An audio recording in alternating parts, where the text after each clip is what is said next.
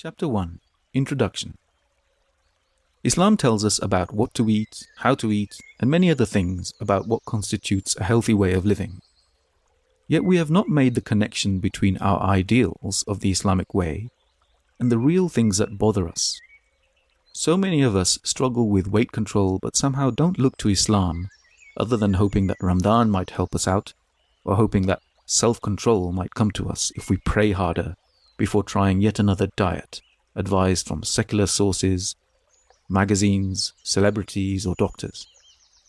It turns out that the Tayyib approach is more than sufficient, being more soundly connected to the latest evidence, and beyond this, has far greater reach into the wisdom of a contented life all round. I believe this book needs to exist, and not a moment too soon. It has surprised me that there isn't one like it as such. The Tayyib way is not a secret if one looks for the guidance on food from Quran, Hadith, and so on, and I saw it as my task to connect this knowledge to medical evidence and to couch it all in a practical guidebook, easily applied to life in a 21st century globalized world.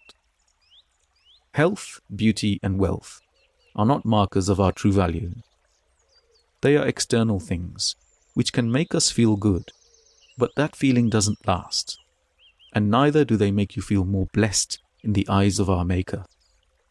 With our health, though, it is important to try to get whatever control we can, because good health helps us to get on with life more easily. More importantly, Muslims are told that we are loaned our bodies, not given them. We will be giving our bodies back to their rightful owner, our Maker, so we might as well have looked after them as well as we could. Health and illness are partly within our control and partly not. Genetics, life history, age, the choices we make, and many other factors come into play. Some of us are born more prone to illness, while others don't have the means or access to be healthy. We can, however, all have the knowledge to be healthier, and as I will show, it should cost no more money or time to make very effective changes to our health and well-being using the Tayyib way. When it comes to what to eat and how to manage weight, it turns out most of us have been misled, mostly by mistake, both by received wisdom and by experts in health and nutrition. We need to have the right facts about what foods are good for us and how weight is actually controlled. The truth will startle you. This applies to everyone, Muslim or not. We will talk about the myths and correct them. This alone will be very useful. In Muslim communities, we know about halal and haram and the basics of fasting, but we often forget or never properly learn the actual Islamic guidelines about eating. Nor do we learn the full deeper guidance on how to think about eating and fasting. These are bold claims, and I am not one to express strong views without deep consideration. Yet the evidence is compelling. This record must be set straight. Islam offers guidance over and above diet and health, which we should pay attention to as Muslims. Learning this guidance gives us proper understanding of health and makes it much easier to maintain. Islamic guidance on the matter of food is better described as how to care for the creations of Allah, including our bodies, the way we grow and care for our crops and animals, and how to consume food in a way that reinforces good character and pleases our God. The word Tayyib makes a great shorthand for this concept. Low-fat foods, calorie reduction, and eating little and often have taken hold as the majority view on how to maintain a healthy diet. It turns out that these things are wrong, and science has been busy proving why they're wrong in very recent years. Islam never gave such advice in the first place. We will learn a whole new set of facts about healthy eating and weight management. This is not a new fashion or yet another fad. This is based on real evidence from medicine underwritten by what Islam says, and vice versa. Organic, free range, fair trade, sustainable farming, low carbon footprint, responsible sourcing. These words have entered the modern dialogue too, and we will see how Islam has already described these and given guidance on them in great detail too. It seems that the trend of fasting, namely missing meals altogether, has come of age in modern society. Intermittent fasting, whereby one fasts on a few given days per week, is now highly regarded and supported by some very good research in the medical community. Magazines and online media, books, are all brimming with intermittent fasting, favored by pioneering scientists, self-proclaimed gurus, and everyday people alike. It's being hailed as better than other dieting approaches for a number of reasons, some of which are true and others are not. We will closely examine the truth about it. It's likely to be a trend which will come and go just like many other trends, but Islam has its own way of describing this and hasn't changed. We'll make connections to what Islam says about fasting.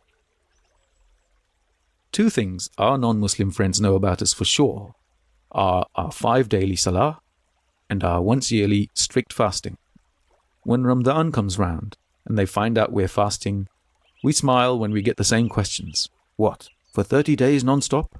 And what, you don't eat or drink anything at all? Not even a drink of water? Seeing as Muslims fast more visibly than most other people, it really does puzzle me that secular books don't really look into the research, philosophy, or history on Islamic fasting. There are hundreds of years of Islamic literature to draw from, and there are some academic studies on fasting conducted mostly by Muslim researchers on Muslim people, but this information is not really mentioned in the mainstream medical literature on the subject. Neither is the Muslim world abuzz with the trend of intermittent fasting. Contrast this to how Muslims in the media seem to readily adopt the latest art, cars, clothing and technology. So Islam, despite having so much good to say about these things, seems missing from the booming world of literature and media on sustainable life and nutrition, let alone guidance on fasting. And still, this is only half the story. The modern world is missing an entire half of the real magic, and that is where the mindset comes in. All the books on healthy foods, food sourcing and fasting, whether focused on Muslims or not, have very little discussion about the real mindset for eating and fasting in the right way. Their talk is fixated on weight loss and nutrition and dealing with hunger, but there are none of the moral or principle lessons about food and health and general conduct that go along with fasting and eating in the Islamic way. There's no mention about how to buy foods with due consideration of how they were produced, or how to moderate one's behavior, to reflect on one's character, or learn lessons from fasting and eating that you can apply to the rest of your life. All of these are absolutely essential to the Islamic Tayyib approach.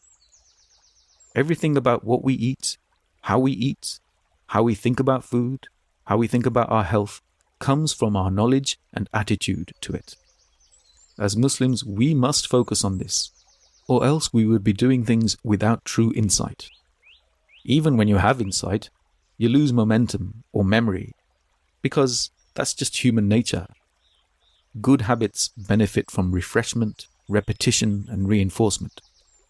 But without good insight in the first place, the changes die out almost as quickly as when you turn your attention away. In Islam, both the mindset and the practice are important to everything in life. And for fasting in particular, there are some very effective and important principles to help to achieve goals and embrace the lifestyle in the right way. We all wobble from time to time, but Muslims have an advantage.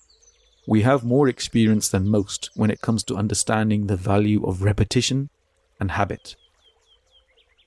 About 5 years ago, I began to reflect upon my own experience of fasting as a Muslim, and I spoke to friends and family about it. It seems to me we all have a good idea about what fasting is physically and technically. Every Muslim knows about the basic rules about timing, from suhoor to iftar, and most of us know about the blessings that are reserved for those who fast and increase their efforts of worship in the month of Ramadan. For those of us who are born Muslims, we learned about fasting at home and from madrasa lessons. At those times, we were given the headlines and the basics. Fast from suhoor to iftar, do it for a month, and here's some other do's and don'ts. As children, that was a fair enough start.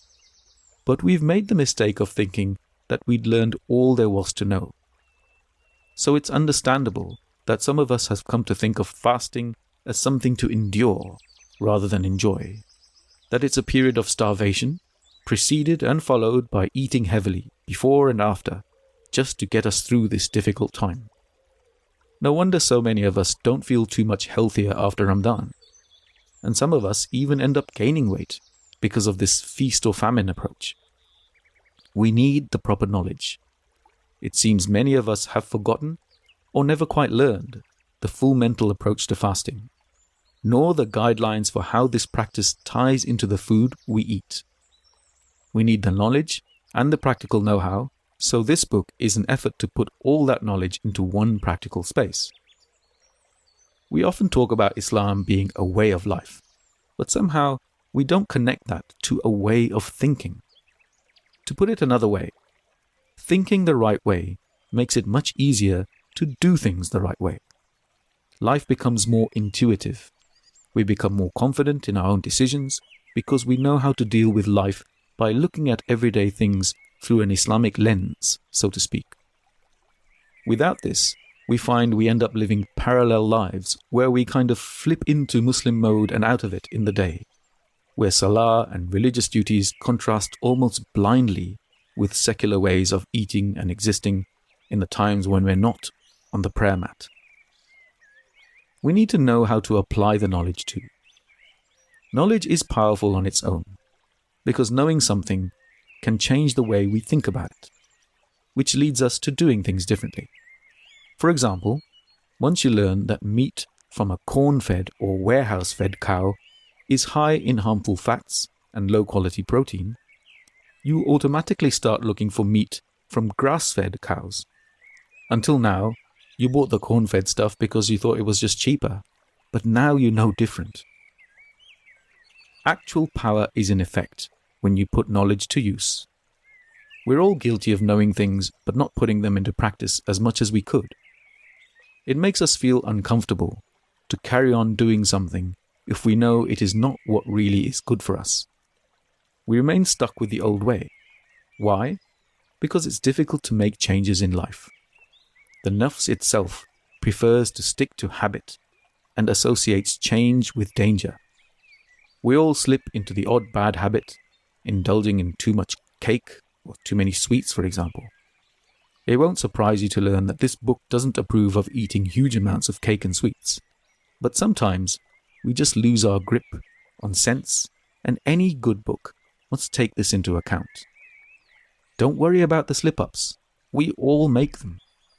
Life is not a frantic jump between good and bad. Life is a blend of events which we try to guide ourselves towards